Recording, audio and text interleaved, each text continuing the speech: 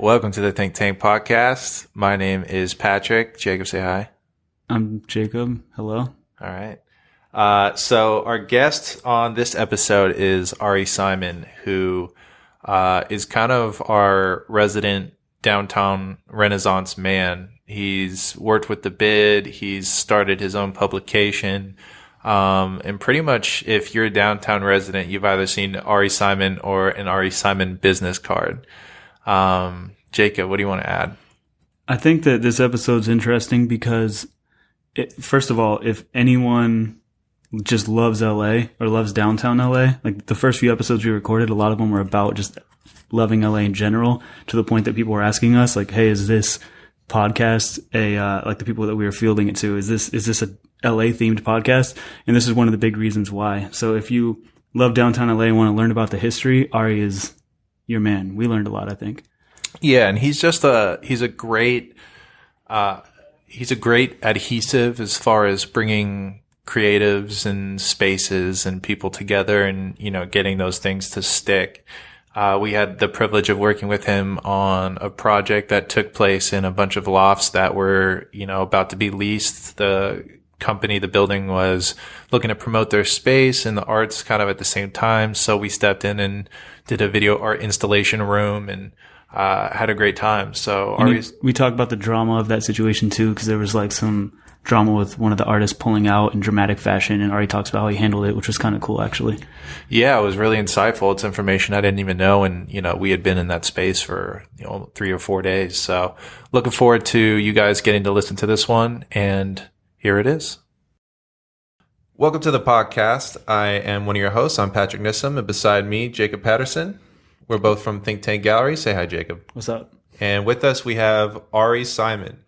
Ari Simon has been working a lot with the city. He has Get Downtown under his belt. And Get Downtown, why don't you explain to people what Get Downtown is? Sure. Get Downtown is a way to communicate art, culture, and urban phenomena from the perspective of downtown LA. So we do a few things through it. We have a printed art guide that comes out every season. That's kind of like a map of all the different art spaces, museums, theaters, etc. of downtown.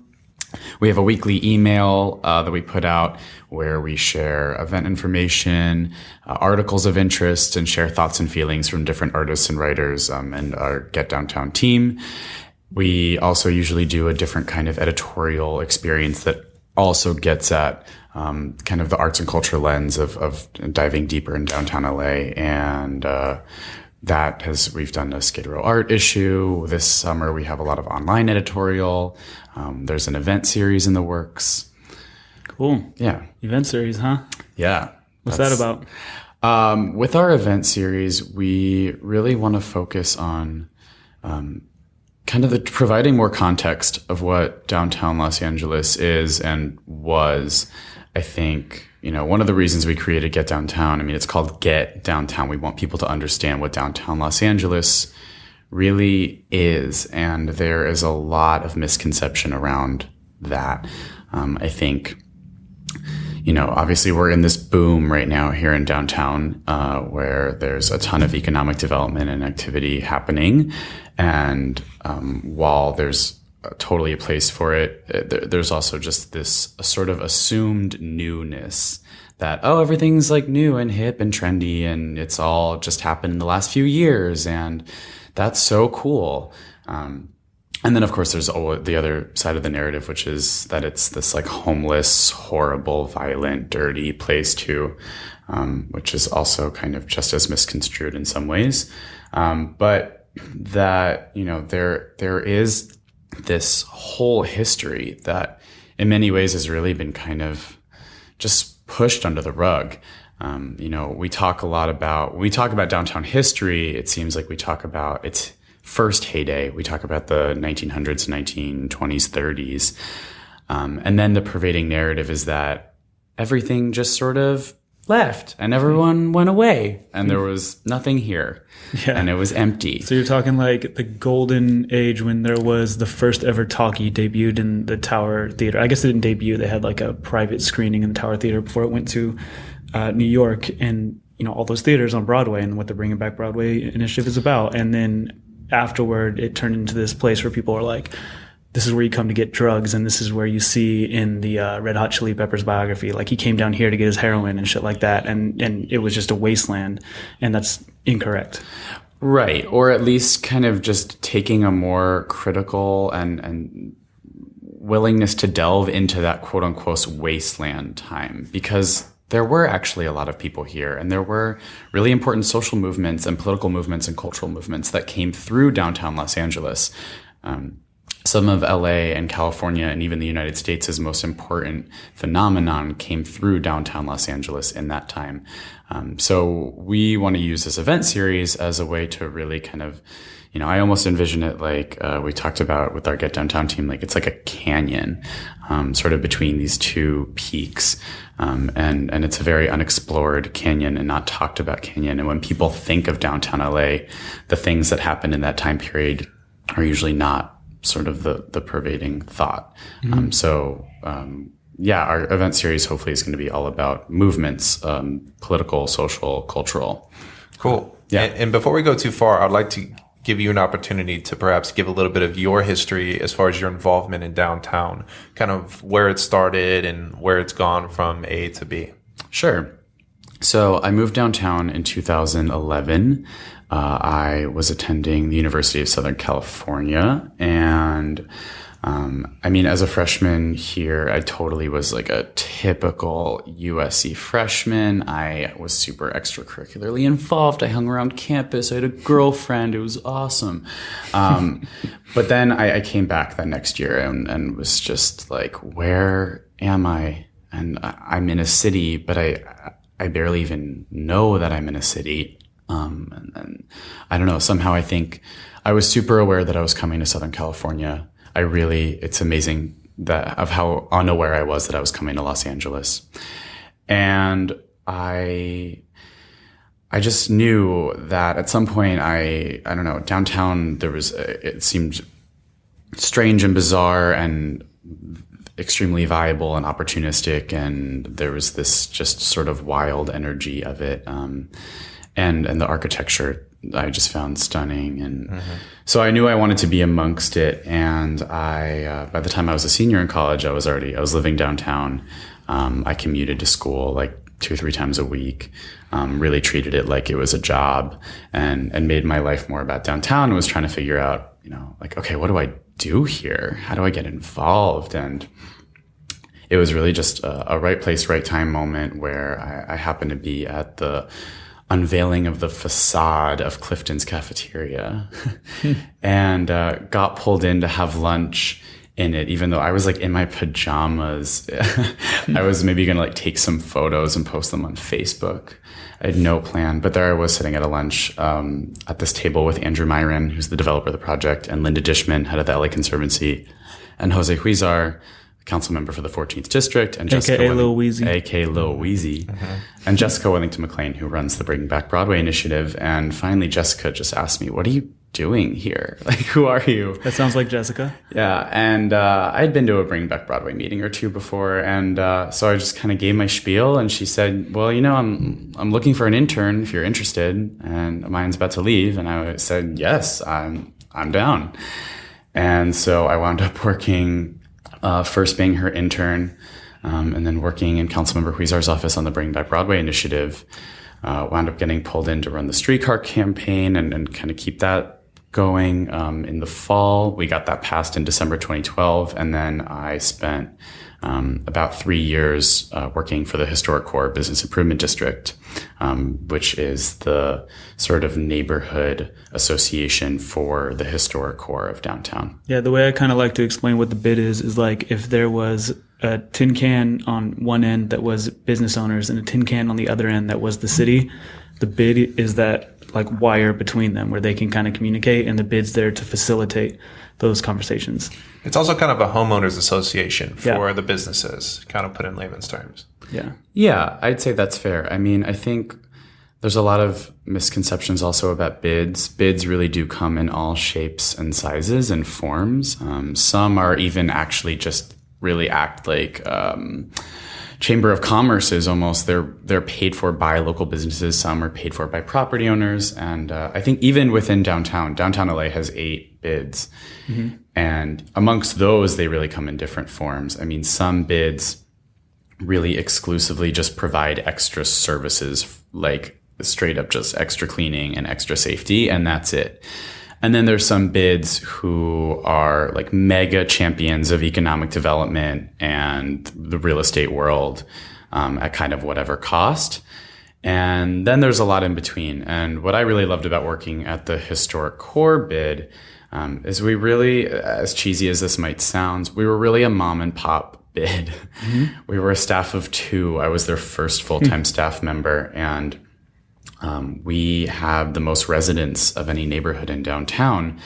And so we had this opportunity to not just represent businesses, but also really just sort of start thinking critically about who lives here and what are the kinds of things that, you know, people in this community need. And the first project I really worked on with the bid, even before I started at the bid, was getting a farmer's market going in our neighborhood.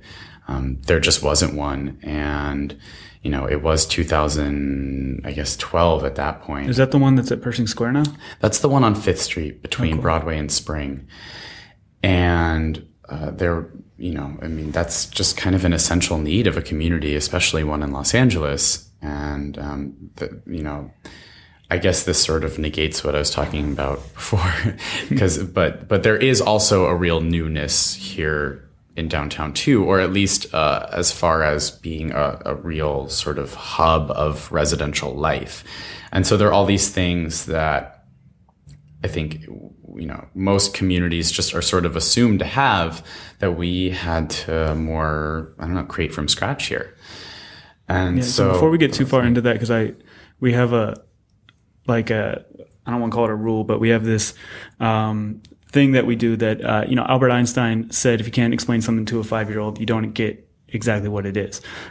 We had a really interesting introduction to what the bid is, and we try to explain what the bid is to people all the time. So kind of in layman's terms, well, first, Patrick, why don't you explain how it's a lot of these things are connected dots, because the Bringing Back Broadway initiative, Night on Broadway, a bunch of places that we run into you, all of that happened because we found out what the bid was, and it kind of like changed our lives in the course of our company's trajectory forever. So I think it'd be really important for people to understand kind of what the bid is and how it can help them and what they're doing, especially creatives. So I wanted to get to this point eventually, but it's the perfect time to talk about it now. So Patrick, why don't you tell that story too of how we came to know what the bid was? We got to know the bid. I mean, if you're an organization and you're trying to put together a project that really is going to involve coordination of multiple businesses, the bid is going to be a great ally and presence in this process. So just, you know, put simply, because I'd like to get back to Ari, we had an idea that we had put together to throw a festival in our neighborhood. So we live in the fashion district. We work in the fashion district. And during the daytime, it's one of the most bustling neighborhoods. I mean, you see tens of thousands of people in such a small radius. It might arguably be one of the busiest districts in Los Angeles you've never heard of. And we understood that after 6 p.m., there were no cars, there were no people. It was a ghost town. And we thought, hey, this place is already built to hold the infrastructure for tens of thousands of people. Why don't we try to throw a nighttime event? We reached out to our local bid. They had actually informed us that, you know, they said, hey, we love this idea. You clearly put a lot of time into this. In the meantime, if you want to build equity with the city, we have this event called Night on Broadway, where they're shutting down a couple streets and opening up the theaters.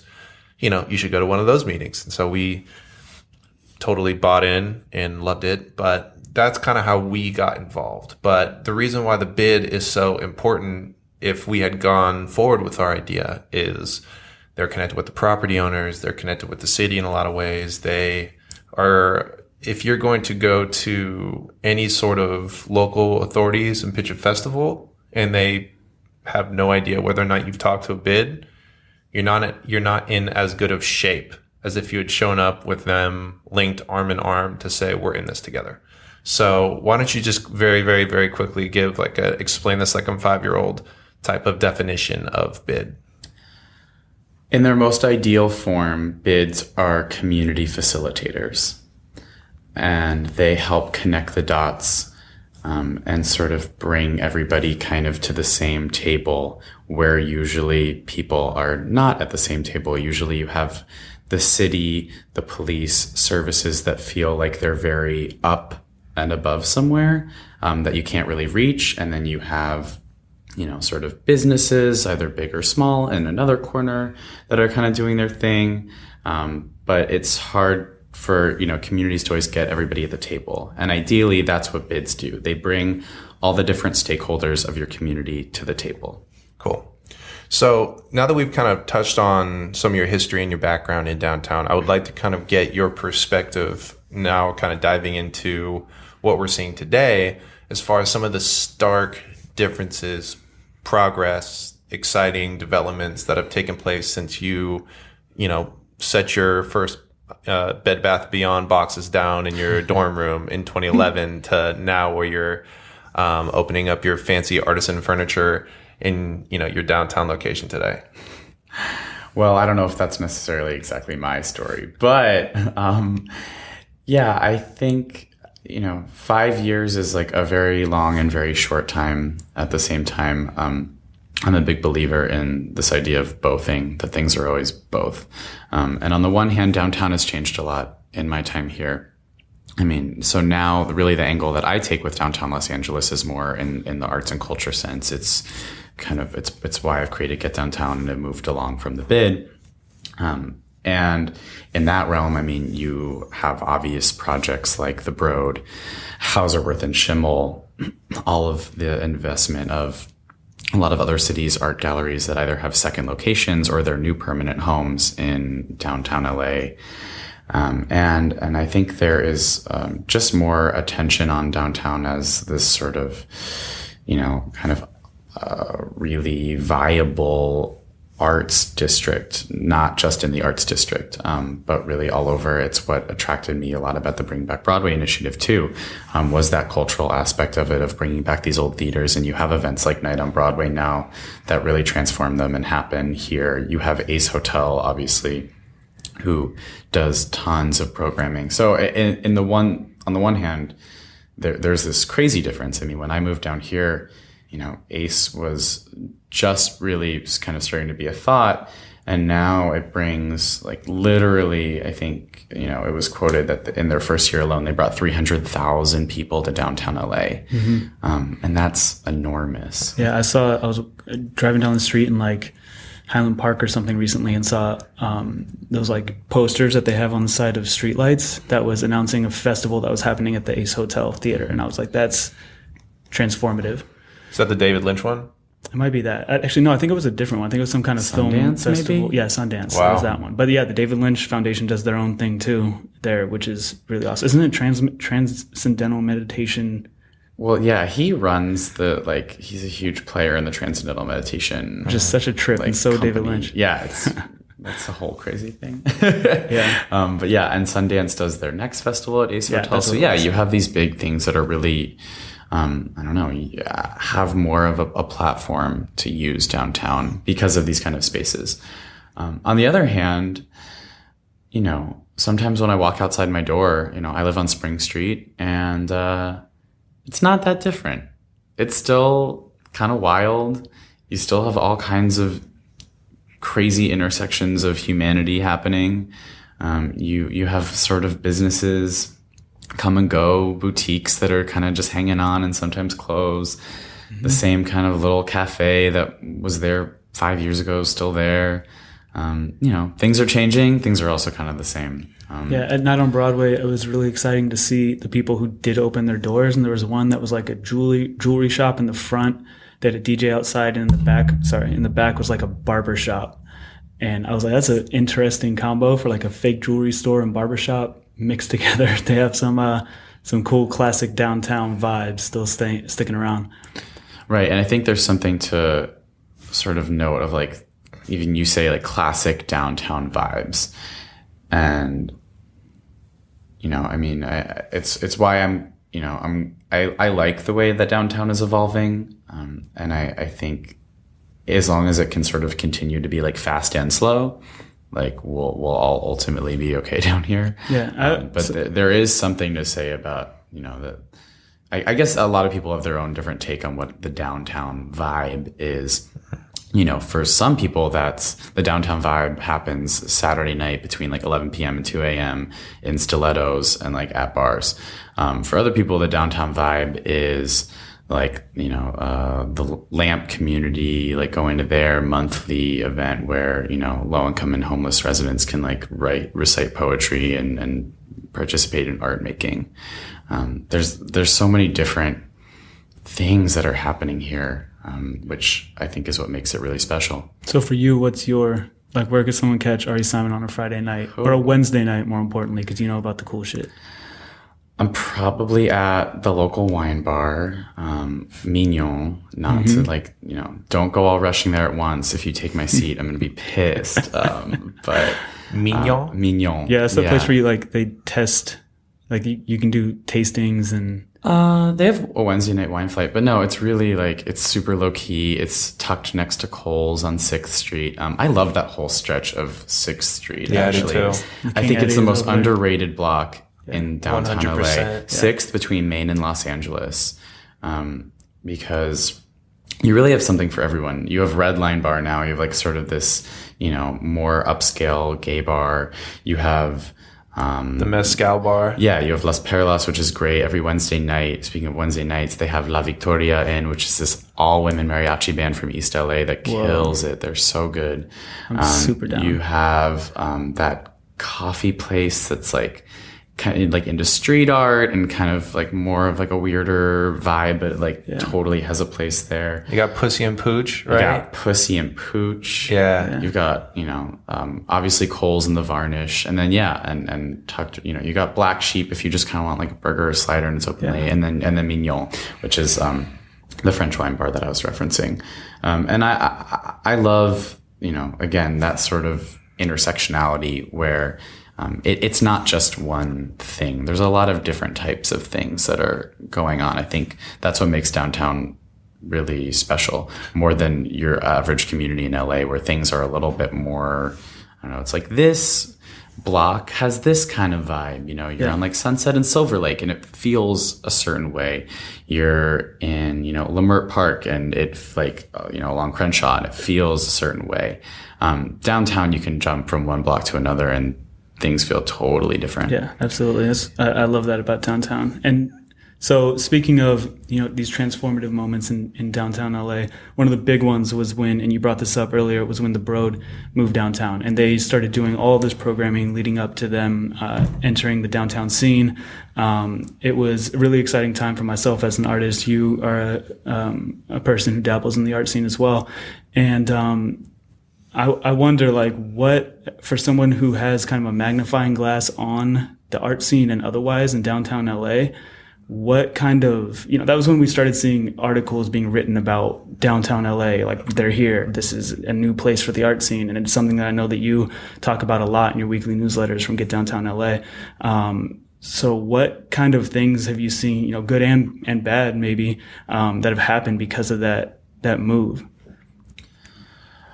So I guess this is a good time for me to talk about another thing I'm involved in downtown, which is the Downtown LA Cultural Stakeholders Group. Yeah. And that group really, I'd say both Get Downtown and the Cultural Stakeholders Group, a big impetus for it coming to fruition was the Broad.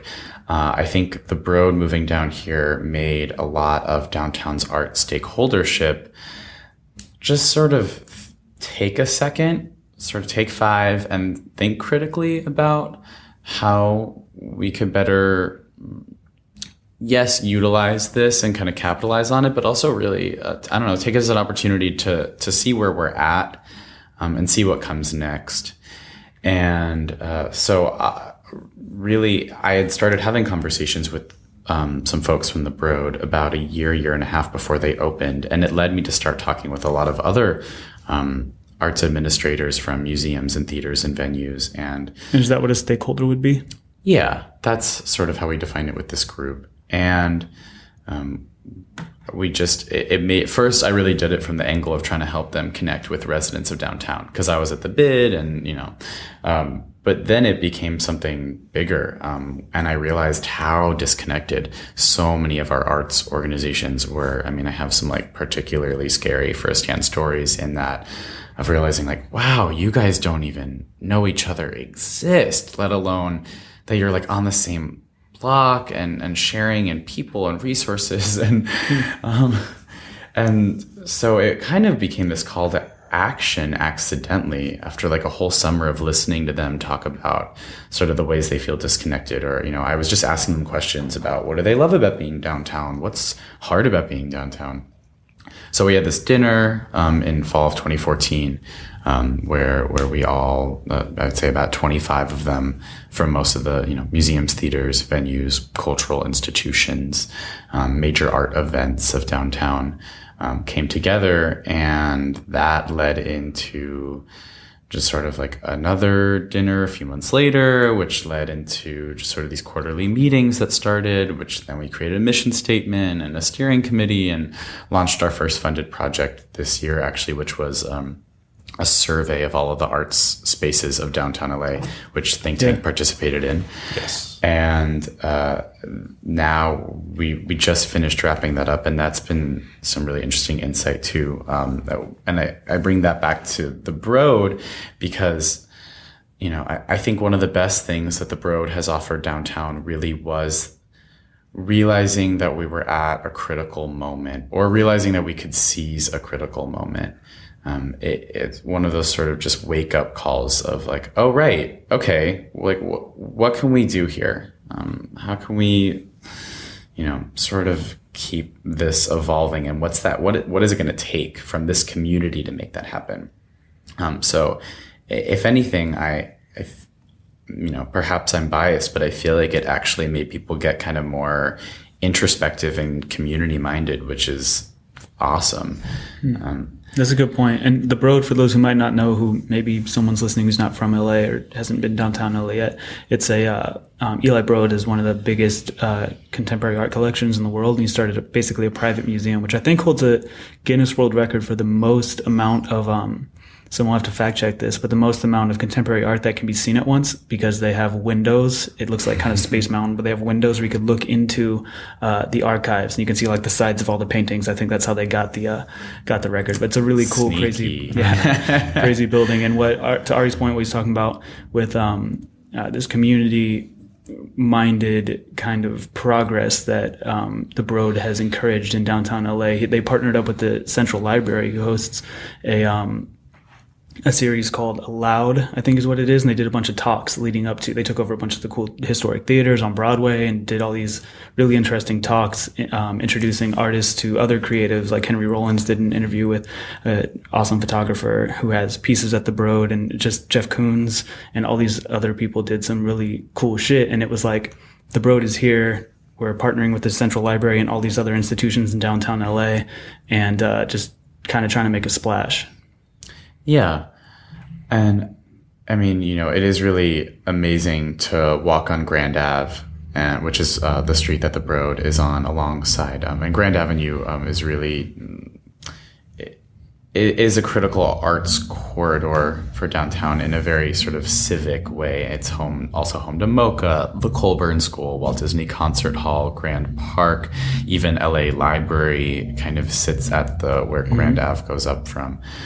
So you have all these critical institutions on the street, yet, I mean, before the Broad, it was a pretty desolate place. And my background is urban planning originally, and from an urban planning perspective, it's an awful street for pedestrian and really any actual activity.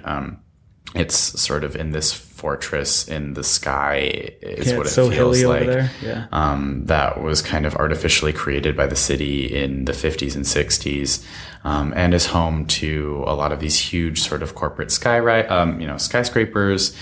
And, really after 5 o'clock is one of the last places in downtown that I feel like really still kind of shuts down after 5, because it's hard to have a lot of kind of active sort of like local businesses that keep things going. And there's not a lot of residential buildings up there, though there's a few and more are coming.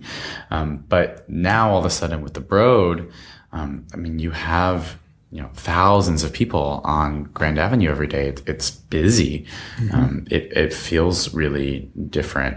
I think the next question is sort of how do we better leverage that in downtown? How do we better get people to, go to Grand Ave and be at the Broad, but also be able to tap into other downtown things and move about this area in a wider sense? But those are the kind of issues I feel like mobility and wayfinding is, something that I really nerd out on. Yeah. Have you gone to any cool programs at the Broad yet? I have. I've obviously been to the museum itself a bunch. I went to their summer happenings that they did. And I think, the head of their programming, Ed Petuto, is taking a very sort of critical and well thought approach to involving a lot of communities and voices that maybe are sort of underrepresented normally, especially for a museum, which is very cool to see. I mean, there's a lot of like queer voices, Black voices, Latino voices, Asian voices that I think is good, because as far as the Broad's collection goes, I think, there has been some, I mean, it's a huge, big, sort of prominent, powerful museum. So they have gotten plenty of criticism about sort of that their permanent collection show, at least the main thing that we've all seen, is very, it's mostly men. It's very kind of like the upper echelon of the most, sought after, financially viable contemporary art. It's the Jeff Koonses. And it's the same critiques people give of the pages of the history books you study in art history. Yeah, exactly. And so I think their programming series is not that it's like purposely trying to combat their collection, but it's aware and you can feel it, which is cool. Yeah, I like awesome. that. Yeah. Cool. And as far as your perspective on what the future of downtown holds for, like the next 5 years, I know I had attended some Bring It Back Broadway meetings myself, and there were people in there who were saying, developers are coming in from New York saying like, this is the meatpacking district 5 years ago. And it's like, whether or not that proves to be the case or not, there are certainly, very powerful stakeholders in their own right who are trying to inspire some movement in downtown. So, we have the regional connector coming up.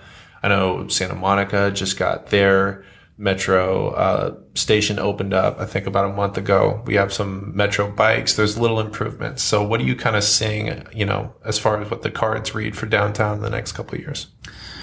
Well, it's funny you bring up the sort of New York analogy, because I'm a New Yorker originally. New York, New Jersey is home. That's how I learned what a city is. And I think when I first came down here, I hope I wasn't projecting it too much, but I definitely fell into the trap of like, oh, this is so New York-like, which now, more than ever, I find very irritating.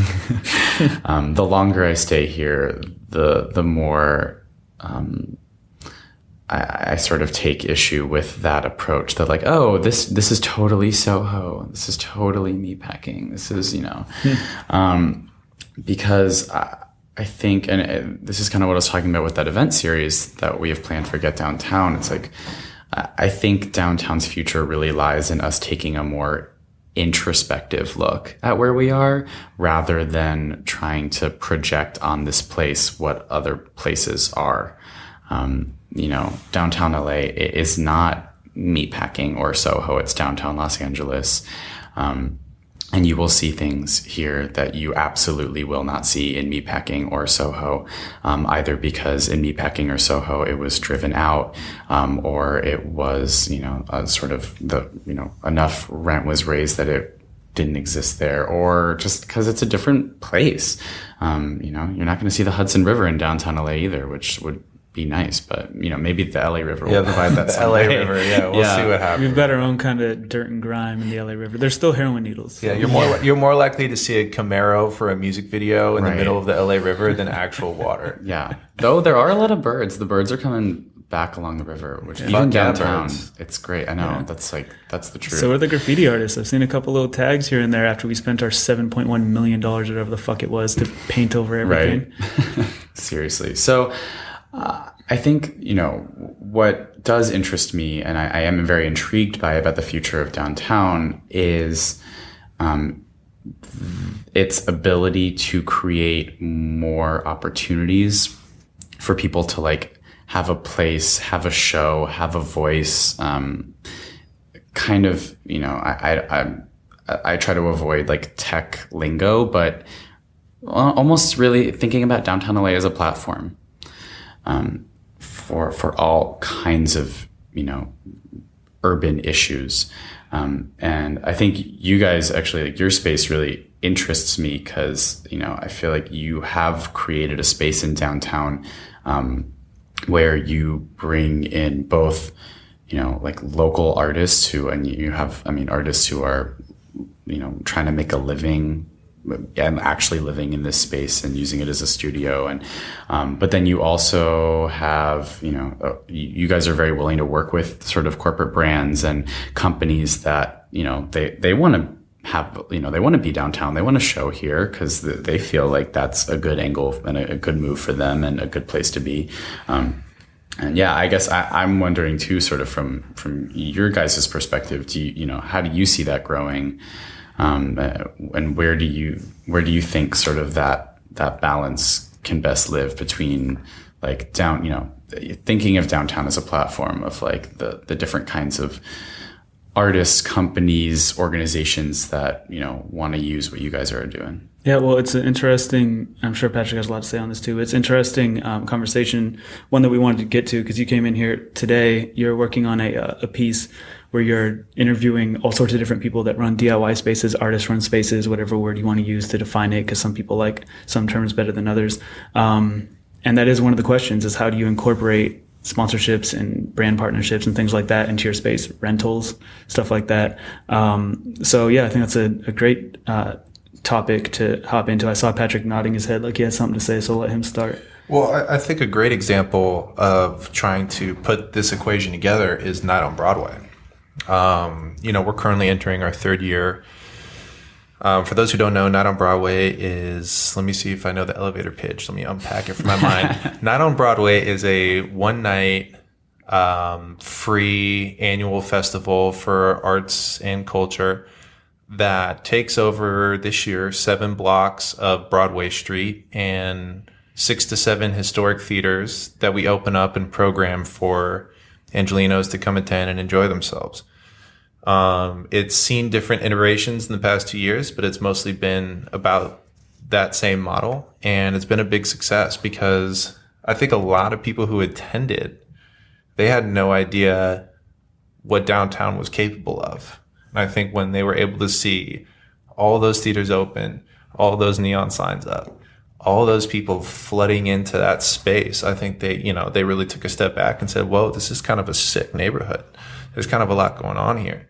So, and I'm glad you bring up Night on Broadway as that, because I think in talking about sort of like how do you sort of find that right balance of like organization, artist, community, companies, there's also sort of, the external of Night on Broadway is very obvious. You have 30,000 people on a street where usually there are nowhere near that many people, and they're definitely not in the theaters all at once, and they're having this amazing experience and feel like Broadway's alive and that these theaters are possible. But what you also have on the flip side is you have these property owners and, kind of other stakeholdership around here who have sort of treaded lightly when it comes to these theaters and haven't been as proactive as they could be about programming them, bringing up to code, up to speed, and like bringing them back as spaces. Partially just because I don't think they even realized that like the market was there for it. So do you think this is a good thing or bad thing? I think of course, it's always both. It's always both, but it's a good thing in the sense that, I mean, it's definitely a benefit of Night on Broadway. It's not what it's, its mission isn't just benefiting the consumer. It's also getting these, this ownership to realize like, look, people want this. Right. You have an opportunity here. And aren't there a couple theaters now that are letting people pitch them stuff to use the theater, like some up for free as long as there's mutual benefit profit wise? As far as how the businesses choose to facilitate their operations, I think it's case by case. I wouldn't want to give a blanket statement to any sort of theaters that they get 3,000 submissions from, you heard it ninth graders who think they have a sweet party. They'd be like, are you talking on the mic like think tank, giving away their facilities for free? You heard it here. No, the official Think Tank podcast. Yeah, you can stop that right now. One thing that's really critical to note, going off of Ari's point, is that Night on Broadway is an extension of the Bringing Back Broadway initiative, which we've talked about often, which is a branch of what Jose Weezar put forth. So Night on Broadway is a Lil Weezy joint and should be noted as such. With that being said, kind of what I was getting at is when we sit and we think about programming these theaters, it's a very interesting challenge because I think in our first year we were kind of like, let's have vaudeville, let's have, burlesque, let's really reignite what we know as historic Broadway. And what we started to realize was that the things that people were most excited to see were some of the more contemporary activations, not necessarily we got, Young Money performing in the $1 Million Theater. You know what I mean? It wasn't, it should be a great fit. Yeah, you see that? Young Money Millionaires. Yeah. But what I think is, we should do that shit. Let's try to pitch that. Yeah, no comment. I don't want to give it away. But my point here is that we sit and we brainstorm and we try to find that perfect balance of what is a way that we can inspire people, especially young folks. I mean, millennials, according to our survey information, we're the biggest slice of the pie as far as our attendees. And I think a big part of that is they were excited to come see what we had put together. Now, when we look at who we want to bring in, we're really starting to think, who has roots in Los Angeles? Who has roots in downtown? Whether it's a record label, whether it's the artists themselves. They didn't necessarily have to be born here, but if they stay here, if they love it here, we want it to be a very made in LA type of festival. And so, as far as, that in conjunction with downtown. Well, I think it's a spotlight on downtown and what Broadway is in downtown LA. Like Ari was saying, what's the difference? Not that you take offense, but it's something that is off-putting to you. And someone's like, oh, cool, it's our little mini New York. No, that's not what it is. This ain't New York on the Vegas Strip. This is what is Broadway in downtown LA. It's not old money here. It's young money, like you just said. It's not vaudeville. It's not Broadway musicals and shit. We can have an element of that, but this is where we were showing the first talkie films. That's to some degree we have that here. It's transformative. It's something new, and it's what is the Wild West frontier of what a Broadway can be in a downtown LA setting. I think that's what draws us and many other people to Not on Broadway. Yeah, right. Because so much of my issue of calling it, Little New York is that then it again doesn't actually talk about what downtown Los Angeles is and was. Vaudeville had a huge role in Broadway in the 1910s, but Latino films had a huge role in what Broadway was in the 1970s and 80s. Very true. Yeah. And so I think kind of almost circling back to what's my hope or my vision for downtown in the next 5 years, is just that we just keep unpacking more truth about what this place was and for who and overall. I mean, I think it's something that I'm extremely passionate about and hope to keep bringing to downtown. There are so many stories again that have been kind of swept under the rug. You have, these spaces we talk a lot about redoing things and bringing things back to life and making them contemporary, and we have to. Pershing Square is a perfect example. There's this whole effort so Pershing Square is downtown's, I guess really like Central Plaza, if you will. It sits right in the heart of downtown, kind of between the financial district and historic core. It looks really weird, like in a post-internet art kind of design way, like some Lisa Frank shit mixed with some like CAD drawings and crazy colors. Yeah, shout out to Lisa Frank. Honestly. I kind of wish maybe we should bring her in. Yeah, that'd be awesome. That would Lisa be a Frank. legendary interview. Rainbow Bright, Pershing Square, that'd be dope. The internet kids would love us forever. Oh my God. But yeah, I mean, its design is, almost everyone can agree that its design is strange and not the most conducive for a great urban park in the 21st century. And it's LA's oldest park. And, if you look at photos of it from when it first existed, it's heartbreaking. It was gorgeous. Really? Like, what was it like? It was lush. It had all these banana trees. It What? had these For orchards. It had this big fountain in the middle. It was really lush. It was a beautiful park. That's nuts because like I have a homie who took a workshop at SciArc, and one of their challenges was redo Pershing Square, and like I think it was their final presentation, and a lot of people did touch on what it used to look like. I had no idea that. Yeah, there's this great visual. I think Curbed LA or someone may have done it where they showed. There's been about 5 different iterations of the park since it opened in 1890s. I want to say 1900, and it shows how each iteration it's lost green space, just less and less and less until really the main kind of like killer of the green space there was in the mid 50s. They built the world's most state-of-the-art parking garage that was like revolutionary at the time, and LA was like, cool, So LA. we have this like amazing parking garage under the ground that's earthquake safe, and like there's like a big open cement block above it that we can hang out at. But so there's all this effort to now redo Pershing Square. There's this whole initiative called Pershing Square Renew. It's a big fundraising effort. They picked a winning design. Does the winning design have anything green and lush in it? Like Yeah. with the drought and all that? Even then, they were like, we're still going to go that way? Yeah, and there's actually some really cool water reclamation features that are That's part of cool. it as well. That's awesome. And For the a lot 5 of- days of rain Yeah. that we're about to real. catch. Yeah, right. And That's important, though. I think that actually is very, very important. The water reclamation conversation is such a slow moving one because we know farmers in like Santa Barbara, for example, and it's just so fucking slow moving. So it's important to work that into a landmark like Pershing Square and redesigning it. Right. So there's all these things of like the contemporary of the now that we need to be addressing, like, you know, water, like green space in a city, transportation. It's also where the Pershing Square Metro is. So there's all these very contemporary issues that, you know, a new redesign of the park needs to address.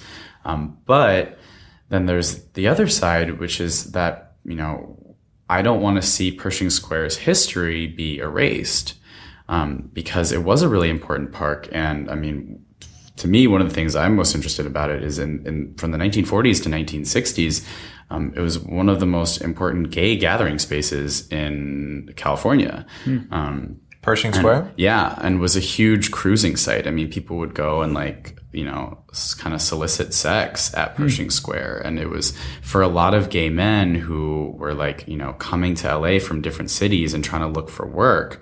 You know, Pershing Square was kind of like their starting point. It's how they met other fellow gay men and like kind of started navigating the city of Los Angeles. Yo, we met one of the event producers at Grindr during Break Bread. We should hit him up and be like, yo, Grindr party at Pershing Square. Well, they are Should doing be so tight, like a networking party there. That'd be tight. They are doing DTLA Proud, which is like a LGBT festival. I think it's August 7th, 8th, whatever that first weekend is in August, which will be cool. Didn't they do like Slut Walk or something there? Yeah, Amber Rose did thing? Slut Walk at Pershing Square. Which use the space. Yeah, why that's not? awesome. But yeah, you know, and somehow though, like, again, like most people who think they know downtown don't know about, you know, 1960s gay cruising Pershing Square, or they don't know that downtown was home to one of the first gay riots in U.S. history. They think of Stonewall because we've done, you know, New York somehow again always sort of is like the projection point, which is funny that I I'm like arguing it, since I also like New York is my city, and I love it. I feel like a New Yorker. I'll be there on tomorrow night. But yeah, we have our own stuff to work with here, and so I just hope that we keep working with it and working through it. It's funny you say that, and I promise this won't turn into an hour-long promo for Night on Broadway, but the one we actually had just had a social meeting about, okay, well, we're a once-a-year festival. What are you going to put on your Instagram that's going to be worth anyone's time? And one of the points I really brought forth was I really want to focus on this history, because there's a lot of stuff that I think not only do people not know, they would be excited to learn. I mean, just one last example before we move on. I know there was a secret group called the Uplifters. You know about these guys? I've heard of, yeah. Yeah, and there's not a whole lot of information out there. But what we do know is it was this group of just cinema magnates and just really powerful creatives. I mean, of the roster, Walt Disney probably leads. And then, the writer of The Wizard of Oz was also a part of it. And they worked together to, on some occasions, better their city, better the environment. They used to meet at Los Angeles Athletic Club and did so until, the Prohibition essentially had them skirted out towards the hills in the West. And it's really fascinating stuff to see who was involved and how close this history was, and to just kind of sit back and wonder, what were they up to? What are the things that we don't know about that they accomplished? Yeah, and I think with delving into history like this too, and creating more awareness of the context, it's a really good way to just sort of check our privilege down here, if you will. I mean, we also we can't talk about downtown LA without talking about gentrification. It's just, you can avoid it, I guess, but you're just avoiding. Yeah, no, absolutely. The very first art show we did here, which came from the reality TV mind of our owner of our production company, was a show about gentrification of our neighborhood, a photography challenge, basically. Yeah, and while maybe this isn't the perfect cure for gentrification, I think even just, again, like the Broadway example is great, because putting it in people's mindset at the forefront that hey, this is where, the first talkie was shown, where vaudeville really came into play, where the first red carpet premieres were, and where Latino film exploded in the 70s and 80s. Even just bringing that last part that hey, this is actually a hugely popular Mexican shopping district, making that and putting it in the same conversation and in the same context, all of a sudden you're oh, it requires you to think more socially and civically about your space and where you are and what its future thus holds. Because then all of a sudden I'm they're for the next night on Broadway, I'm not that involved this year, but, I'd love to push for some kind of, Mexican film presence. I mean, the LA Conservancy does it every summer with their Last Remaining Seats series. There's always a sort of, historic Spanish language film that has a connection to Broadway. Yeah. And they always do it in one of the theaters, and it's super cool. Without revealing too much, I can say that there will definitely be a presence in the $1 Million Theater that will be very much kind of like what you're describing. Yeah, which is awesome. We should, man. I mean, I know that you, since the first Night on Broadway meetings that we attended, your beautiful face has been slightly less present, but we should get you involved this year. Get Downtown should do something for Night on Broadway. Are you considering it?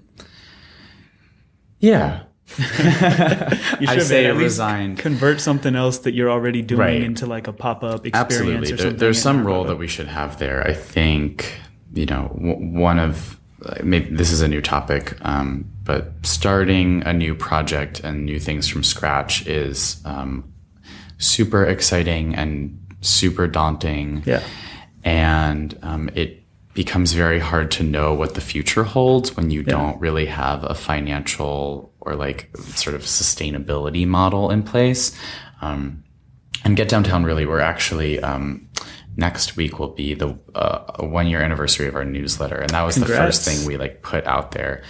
We launched our first issue in September, so we're still super new, and I'm really we've all worked hard to like get this out there. I mean, we have a 10,000 run print every issue, and we, they're all gone, and it's great to see that people really use them and are engaging with us. But it also becomes kind of tricky to know exactly what the future holds. We kind of take it one step at a time right now.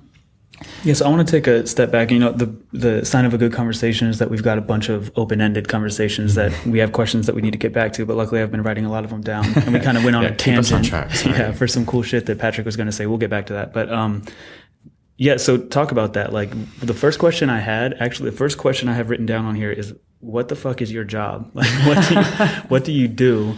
And how does that tie into Get Downtown? How'd you start it? Like, what are you planning on doing? That's such a huge challenge to start your own thing, and even more so to keep it going, especially once other people get involved too and are adding their visions to it, and it starts to go in different directions. It gets pushed and pulled here and there, and you realize like what the market's accepting and what it's not. Like, tell me a little bit about that.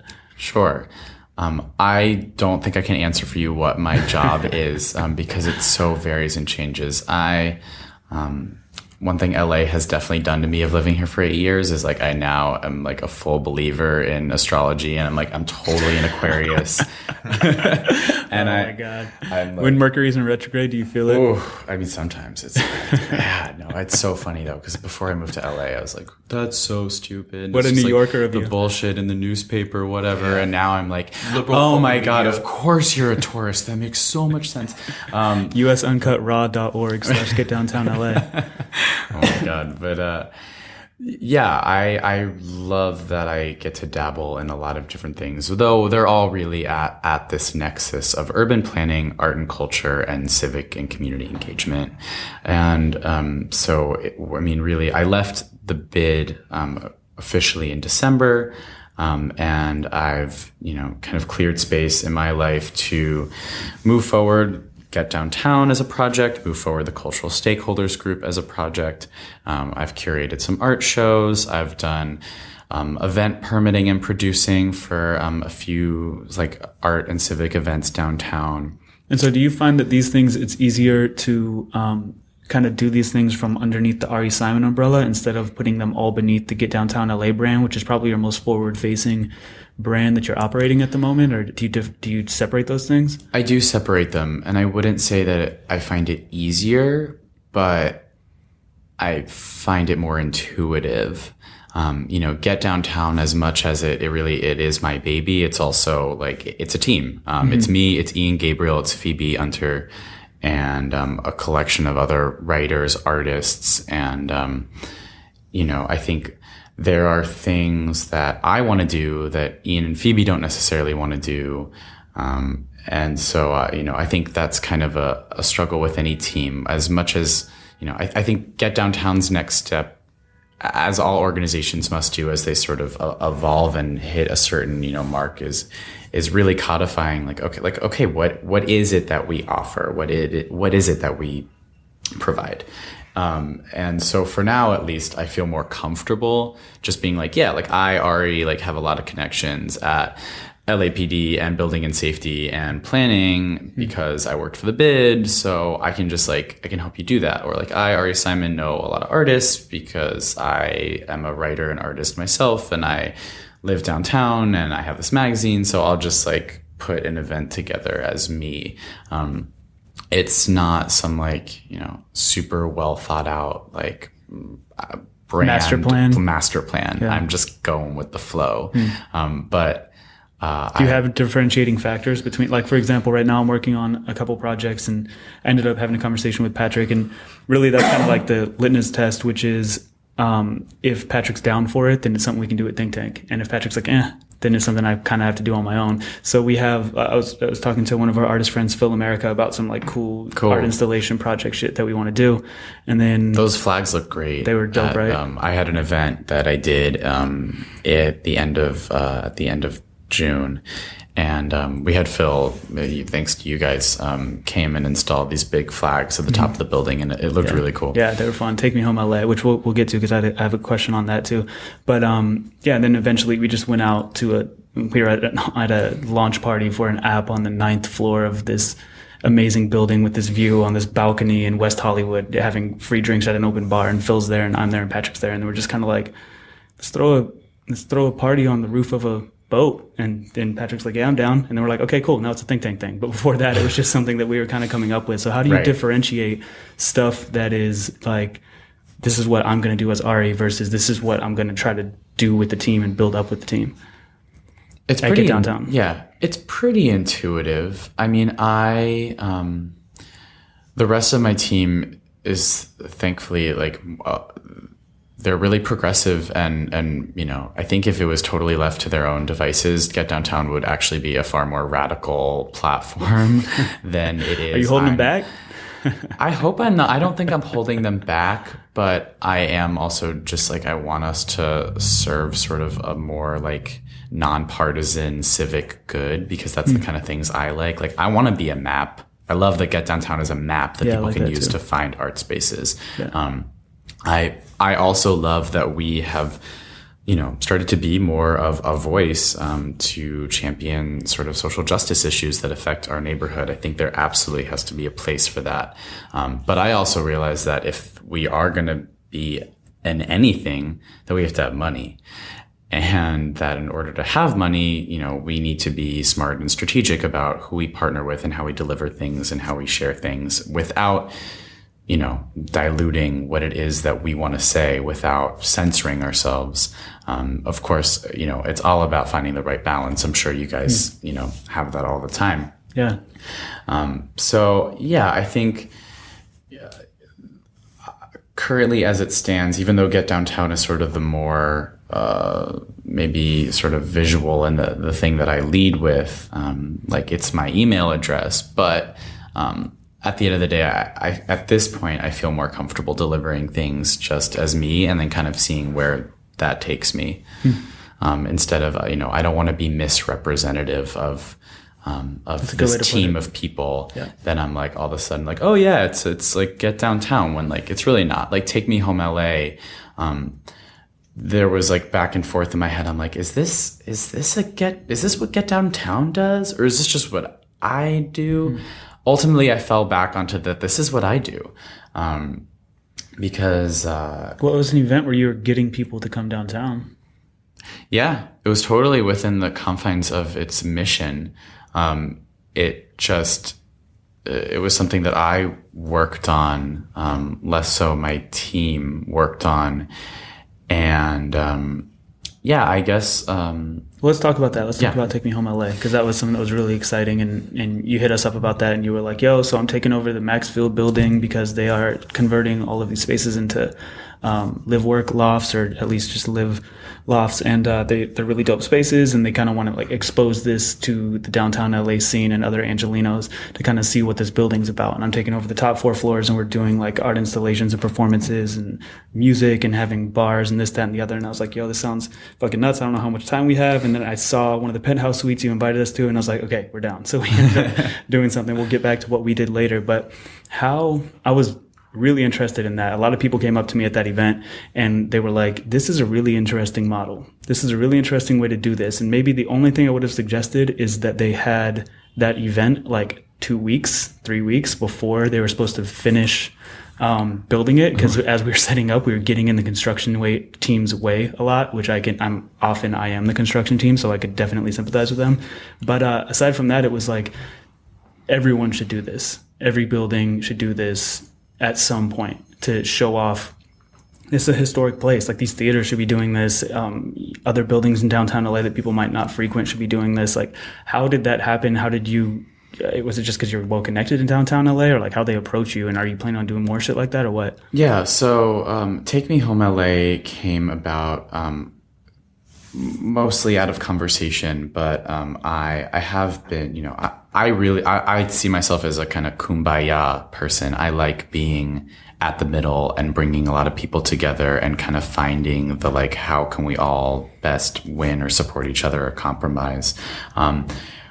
And so I had been starting to, you know, through the cultural stakeholders group, through Get Downtown, having conversations with business and property owners just about really the importance of that arts context in downtown. And there I think is an implicit responsibility of property owners and those who are profiting off of the real estate of downtown, who are making it more difficult for artists to live here and potentially work here, to keep including opportunities for artists to, at the very least, at least showcase themselves and have a place where they can do their thing. And so I happened to be giving a talk, and one of the property owners, or someone who was involved with the property owner of the building, came to me and was like, yes, you're like, I totally get it. And you're right. And we should plan a grand opening of our building together, and we'll let you like run with it and make it an art event and come up with an idea and a concept for it and pitch it to us. And so I started thinking about it, and it was this new building that really, yes, of course, it's a new live work building. It means that, they're asking for, higher rent prices. It might affect the community, but they're also aware of where they are and wanting to be a good neighbor and wanting to open their doors, while also being a business. And so I saw it as sort of this, homecoming of like, okay, you're getting all these people to come into a new home and experience that. And the building itself is trying to be like, hey, we're home here. So and I kind of just started asking myself the question of like, well, what does it mean to be home here? And felt like that would be best left to a bunch of artists and performers and galleries to answer that question for themselves. So that became the pitch. The pitch was, what does it mean to be home in Los Angeles? And who'd you send that pitch to? Mostly, I started with some galleries, artists that I knew. It was also going to be LA Design Festival at the same time, and Dwell on Design Conference, which is this enormous annual design conference that happens here in Los Angeles. And it was New Loft, so I knew it should have a strong design component too. And so I collaborated with this woman, Dania Musina, who runs Creatives DTLA and hosts a monthly downtown designers night. And so we pulled in. I don't know about this. I need to go to this. Yeah, you got to go. It's cool. It's at the space next to Super Chief. Really? Yeah. Oh, the like where Nick shop? Knudsen has his studio. Cool. Yeah. Yeah, it's cool. It's definitely a good way. I know a lot of artists. I don't know a lot of the design community. Yeah. Is that like an open invite? Like, could our audience go if they are down for it, or is it small, or what's it like? It's like quasi open invite. It's like, sort of like if you know somebody, then like, yeah, you're cool. It's not like, come on, come all. Just so you know, Ari Simon, and then trash the place. Oh God. I won't tell you what night of the month it is. You have to look into it yourself. Or email me, and then we can have a conversation. Yeah. I'll see if you'll send them an invite or not. Reach out, say hello. And so you took over like a bunch of spaces, like lofts and we took over like that. We took over 32 loft spaces. So 32 different installations, performances, galleries, spaces, etc. And so this was not your first event production gig, but I remember talking to you at the event, and you were like, this was my first time as a curator, where I kind of had to build an overarching message for a bunch of different artist statements, essentially, with whatever their piece was. What unique challenges did you find in that? There's one in particular that I'm going to get to at this point. You'll talk as much as you can openly with an audience about that, but in a general kind of way. Well, I mean, I think we should just dive into that. Working with, first of all, there's just the logistical nightmare of working with like 50 artists at one time. Working with 50 anyone at one time is hard. Working with 50 artists at one time obviously is crazy. Isn't the phrase 50 cooks in the penthouse suite kitchen? Right. There's too many cooks in that kitchen? Right. Yeah. I think that's the phrase. Whatever it is. It's totally crazy. And, though I like, again, being sort of that person who like works with artists and works with developers and works with local businesses. And like, I like bringing everyone together like that. So it was a unique challenge, but definitely, I had the building who, as much as, I brought them over 1,000 people to their building before it even opened, which I think is a huge deliverable. Though also it was a huge logistical and coordination hassle for them. They didn't have to do it. And I don't think most of their staff expected that they were going to do anything like that.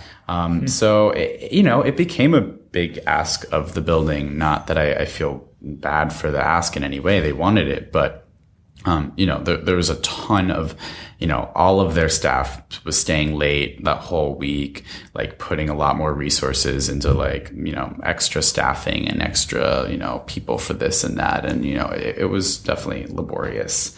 And then totally, on the other side, you have the artists who, and, we didn't pay artists to attend. I hoped that artists would have opportunity to sell work, and thank God a lot did. In fact, it was really the first art event I've ever been a part of where most of the artists involved sold their work, which is dope and critical.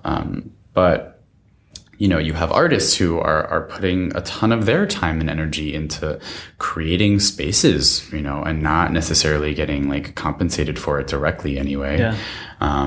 And taking a risk, I'm not some like, crazy established curator or whatever. I don't, own some top tier blue chip gallery. This is like a community event that I'm trying to get people to like do something cool at. But it was a really dope event. Yeah, I think it was really dope. But, you have these two sort of opposite worlds where like you have the developer who's like, this is a big ask. And you have artists who are like, this is a big ask. Yeah. And they're both right. Yeah. So there's a question I want to lead you into in particular, which we're on one side of that. Like for us, it was obvious why we want to get involved, because we did a and I'll ask you what you thought about how it turned out later, but we did a video lounge with one of our partners, Standard Vision, which is a video art curation team that also does like video billboards for LA Live and all these other places around the world.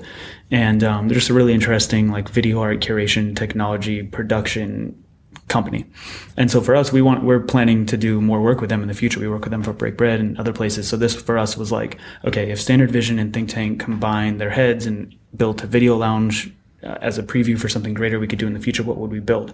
So for us, the point of it was obvious. We get to be at a dope party. We get to try something out with our partner, and it made sense for us. And we'll get back to that sponsorship conversation that you brought up earlier after all this. But then there was the other side of the spectrum. And one of the people on the other side of that spectrum was this guy who had a performance art proposal that he pitched and said, I want this room. And he said he wanted to do something in particular in that room.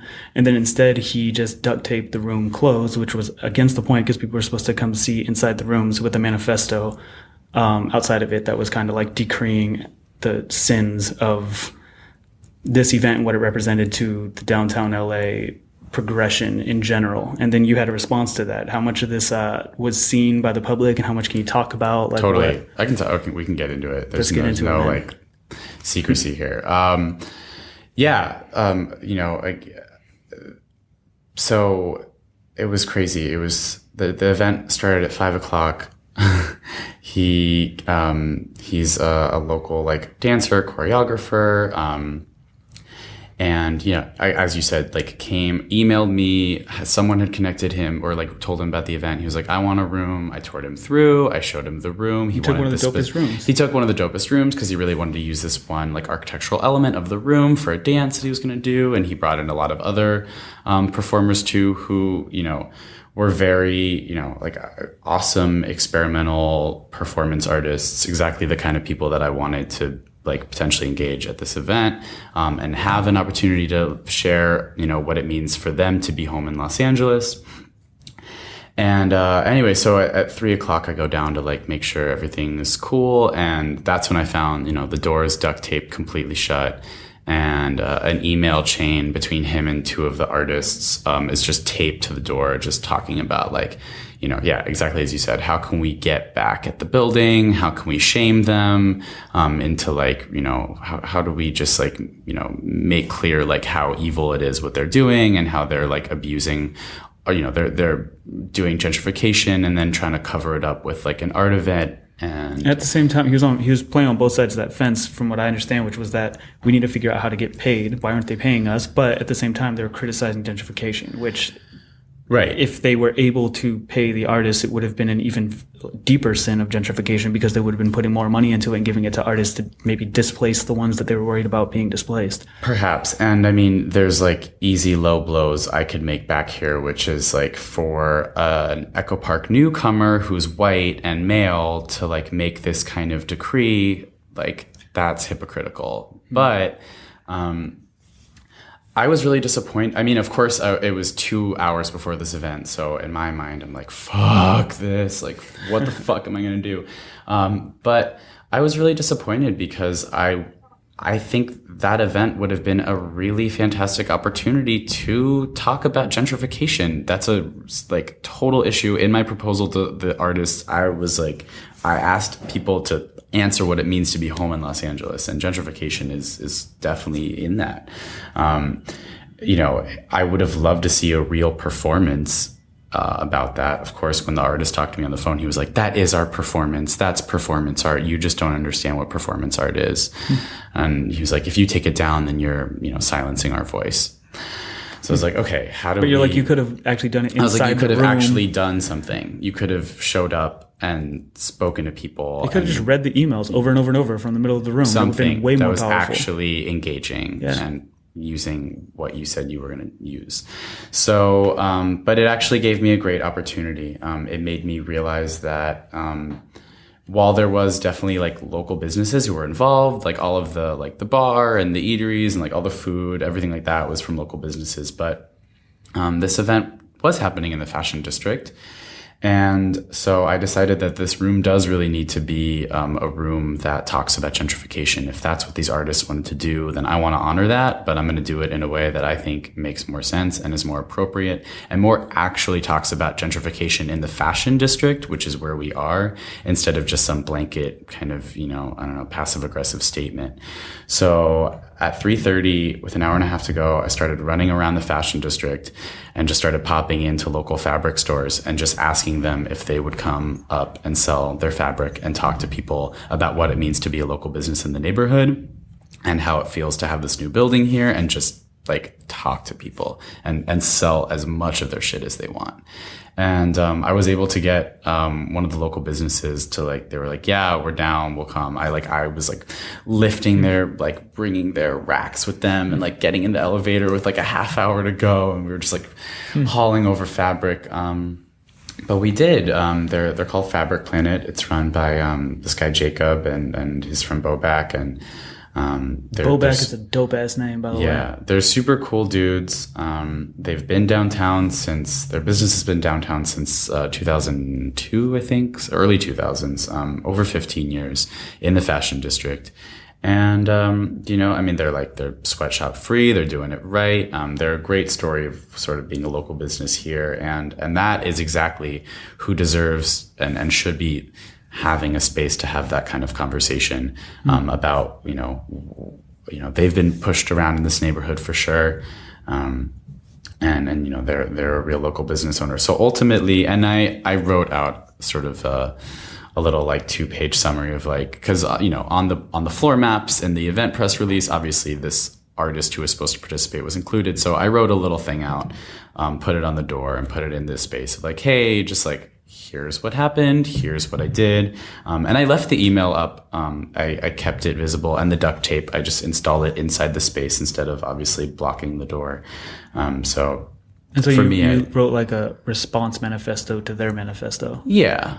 I was just I think to me, here's the right way to do this. And my kind of final thought on that was if you, let's talk about this issue, but please talk about it by doing something about it, not by not doing something about it. Yeah. Yeah. The closest example I can give to that sort of thing is, and we won't go very deep down this rabbit hole, but there's some, obviously Black Lives Matter has been a very, very, very hot topic. And all I'll say is if I'm going to post on behalf of a victim, 9 times out of 10, it's there's a donation button and it goes to the family, or it goes to pay for their legal services, their coffin. Because in my mind, I'm I am not going to throw a name on my picket sign without first lending some sort of action towards the family. Because in my mind, being able to donate, being able to actively participate and like get your hands dirty, that is a measurable action towards whatever your objective is. And so one sense they could say, well, me printing out this email, taping up this door, that was me getting my hands dirty. I still have the adhesive on my fingers. Sure. But I think you put forth an effort to counter their statement to say, look, this is a complicated issue. This is an effort that I wanted to put forth that falls in line with my objectives for what I want to promote in my city. And I know you personally, I know you're not out here to gentrify the world. That's like not your intention. And so by you going forth and literally sweating your ass off, trying to carry this stuff and bring it up and provide an opportunity for these folks to make money at this event and to support their business, I think that was a powerful response. And how did people respond to that's basically response? That's basically like a curator's biggest challenge. Like you got thrown into the deep end with the sharks on your first curation job by having to deal with a problem like that. Like did the artist respond afterward, and how did people respond live on the spot? People at the event who did notice or have conversations with Fabric Planet were really great about it. I mean, I would say, a small percentage of people who attended probably even sort of, read into it and realized what happened. I didn't even see it. Right. I mean, also it was a huge event. There were 32 rooms. It was easy to like miss a room. But yeah, I mean, I got, the people who, I had people come up to me and sort of thank me for it afterwards, which I really appreciated, or just sort of commend me on how I handled it, which again was, nice to hear, especially because it was like a really scary 2 hours. Yeah, I mean, otherwise, like there was a little bit of social media backlash the next day that like someone pointed out to me, but did the artist respond? No. Still? No. You haven't talked to him since? No. Well, we invite him to open. So I was like, boy, bye. So one of the things I want to get back to that we were talking about was this idea of sponsorship and incorporating sponsorship into something, and directly related to Take Me Home LA, because we hosted a sponsored video lounge area. So question number one, completely candid, what do you think of our installation? I thought it was awesome. Awesome how? I just wish that we could have had the fog going more, which is just a building issue. Because the fire alarms kept going off? Yeah, damn it. Sorry about that. Not that I have any control there, but that's just, I was like, nah, we're like this. But it was really, I loved what you guys did, and I love what Shelly and Whitney did. From Curate LA.